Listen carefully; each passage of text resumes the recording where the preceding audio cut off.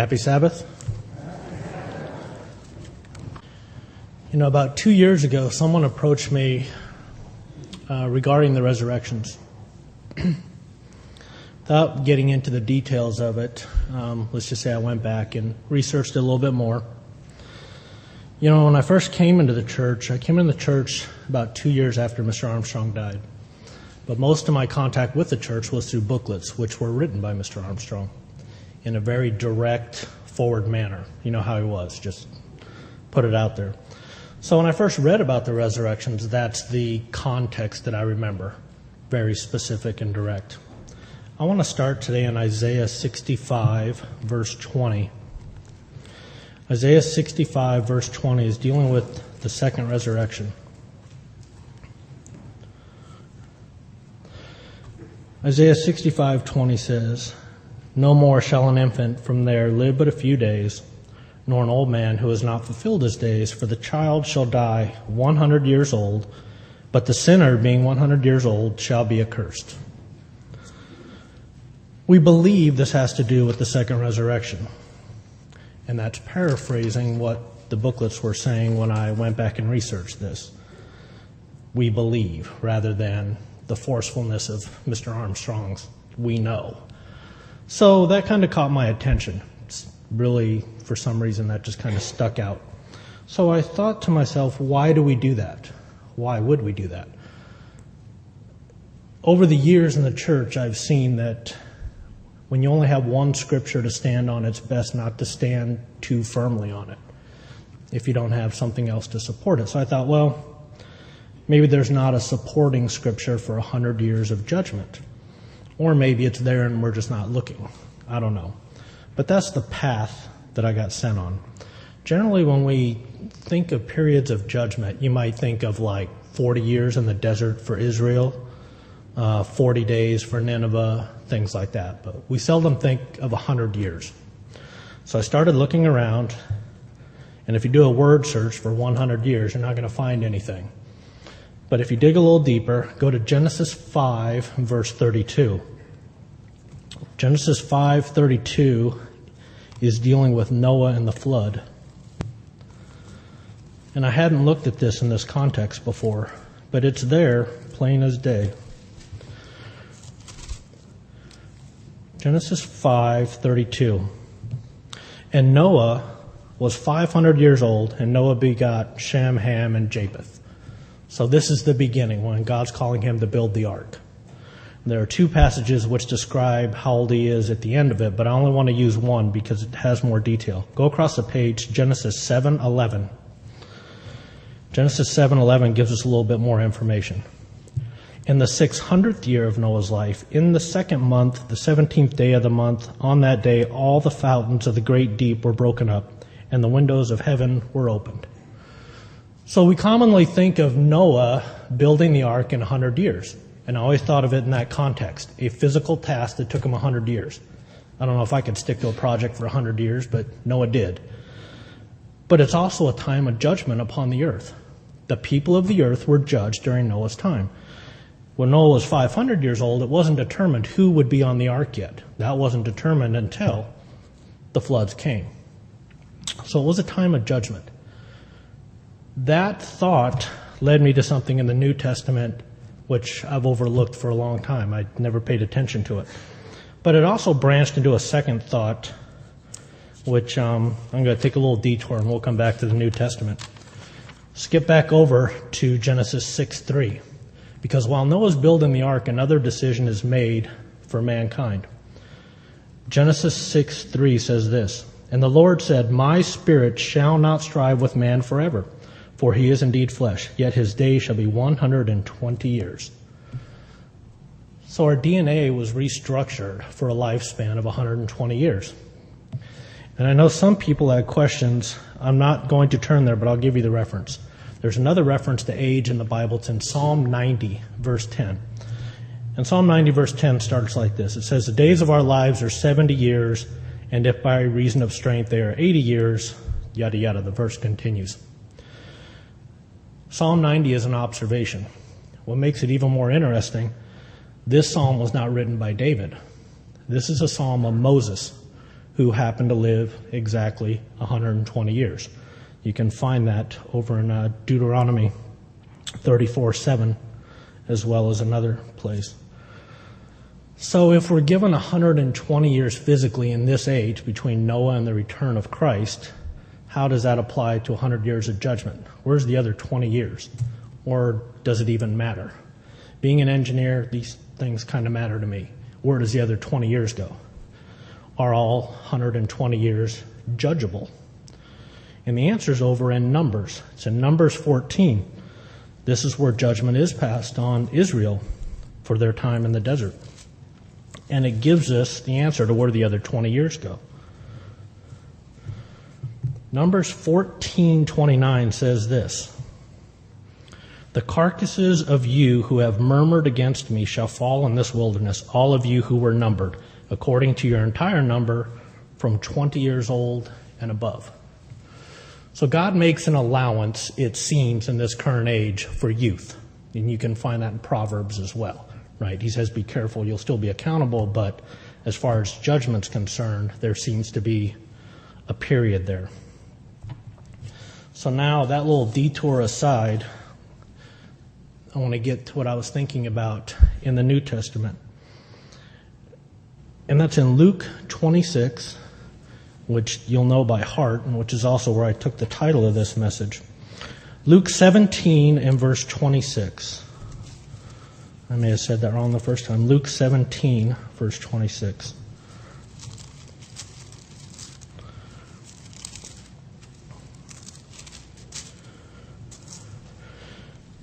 Luke 17:26, "And as it was in the days of Noah, so it will be also in the days of the Son of Man."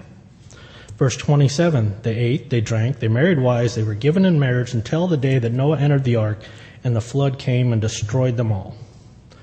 Pretty straightforward, right? Absolutely, just so simple, it's like a proverb. There's no way you could misread that. Here's what I thought. The verse is prophetic. It's talking about the end times. There's no doubt that the verse is prophetic, and this is spoken by Christ. Go back to your 7 keys to understanding Bible prophecy. Prophetic verses can be dual in nature. So it hit me, is there duality in the New Testament regarding the days of Noah? You know, I wasn't here in the 60s and 70s, but I heard that some people were setting dates for Christ's return. And I think the church and the rest of us have learned not to do that. It sets false expectations, and only the Father knows that date. If Christ wasn't willing to put a date on it, neither should any of the rest of us. But it seems people are always looking for that. What's the final step? When does the last generation start? You know, what's the sequence? You know, I'll bet there are people who were in the church in the 60s and 70s who were very surprised we made it to 2011. And people may be surprised that it may go further than that. What I do know is Jesus Christ is the same yesterday, today, and forever. Past, present, and future. Noah's 100 years of judgment are in the past. Isaiah's 100 years of judgment are in the future. And I couldn't help but ask the question, is there 100 years of judgment for the end-time church? You know, I had to look it up, but I came into the church after Mr. Armstrong passed away. Mr. Armstrong was called before I was born. As a matter of fact, Mr. Armstrong was called before my father was born. And yet, 100 years hasn't passed. Regardless of if that speculation has any truth or not, it shouldn't change our perspective or our mindset one bit. We have to maintain the mindset that Christ could return tomorrow. But we also cannot lose heart if his coming takes years or decades longer than people would imagine. You know, the last couple of years, some of the trials have really taken the wind out of my sails. You know, I wake up some days and I'm not half the man I used to be. I really miss myself. I'm like, I don't know where I went. You know, am I the only one that this happens to? But here's something I do know. You know, we're not going to be holding hands, skipping down the yellow brick road, singing Kumbaya to get into God's kingdom. My Bible doesn't say that, and I'll bet yours doesn't either. It's going to be a knockdown, drag-out fight to the end. And even though people like peace and want peace, peace usually comes through conflict.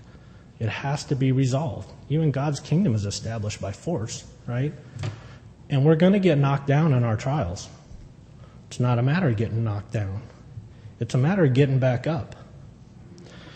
There's a scene, actually before I get there, I want to talk about trials a little more.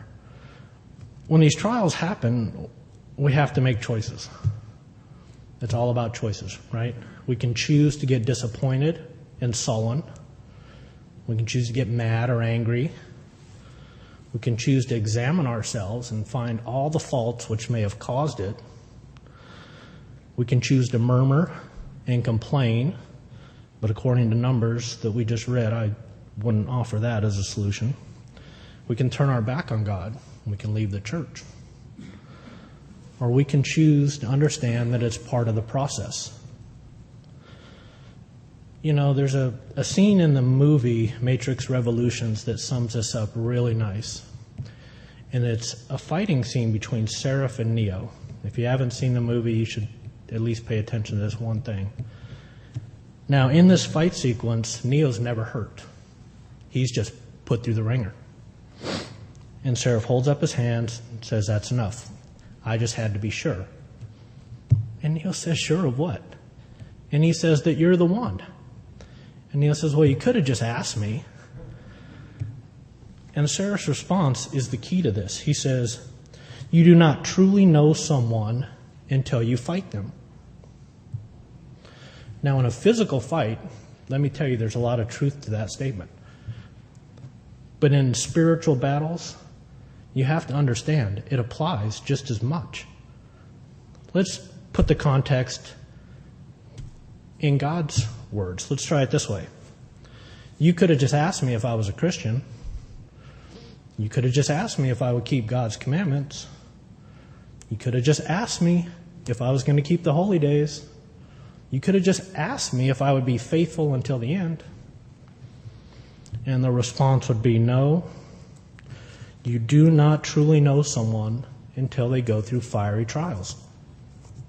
Are they going to get back up? So it's New Year's. People are making resolutions.